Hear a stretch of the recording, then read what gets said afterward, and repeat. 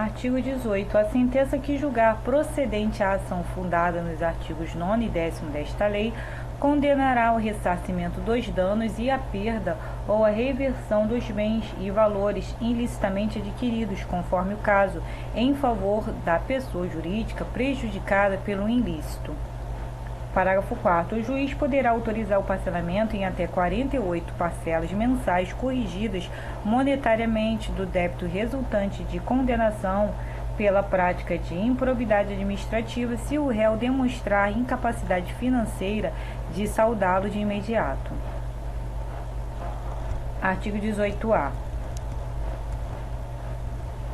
A requerimento do réu, na fase de cumprimento da sentença, o juiz unificará eventuais sanções aplicadas com outras já impostas em outros processos, tendo em vista a eventual continuidade de ilícito ou a prática de diversas ilicitudes, observado o seguinte: inciso 1. No caso de continuidade de ilícito, o juiz promoverá a maior sanção aplicada, aumentada de 1/3 ou a soma das penas, o que for mais benéfico ao réu. Inciso 2. No caso de prática de novos atos ilícitos pelo mesmo sujeito, o juiz somará as sanções. Parágrafo único. As sanções de suspensão de direitos políticos e de proibição de contratar ou de receber incentivos fiscais ou creditícios do poder público conservarão o limite máximo de 20 anos. Capítulo 6. Das disposições penais. Artigo 19. Constitui crime a representação por atos de improbidade contra agente público ou terceiro beneficiário, quando o autor da denúncia o sabe inocente, pena detenção de 6 a 10 meses e multa. Parágrafo único. Além da sanção penal, o denunciante está sujeito a indenizar o denunciado pelos danos materiais, morais ou a imagem que houver provocado.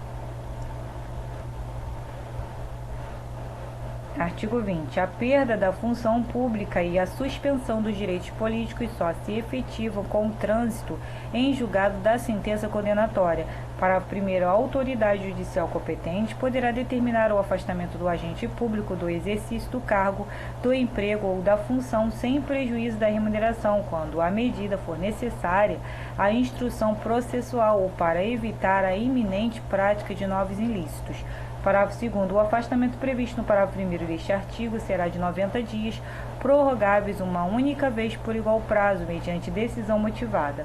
Artigo 21. A aplicação das sanções previstas nesta lei independe, inciso 1, da efetiva ocorrência de dano ao patrimônio público, salvo quanto a pena de ressarcimento e as condutas previstas no artigo 10 desta lei.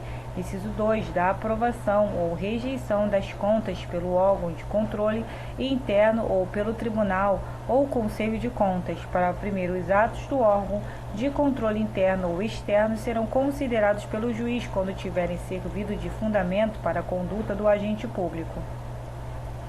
Parágrafo 2º. As provas produzidas perante os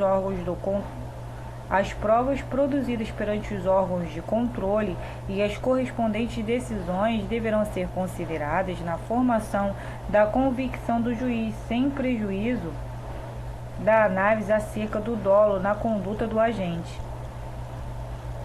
Parágrafo 3º. As sentenças civis e penais produzirão efeitos em relação à ação de improbidade quando concluírem pela inexistência da conduta ou pela negativa da autoria.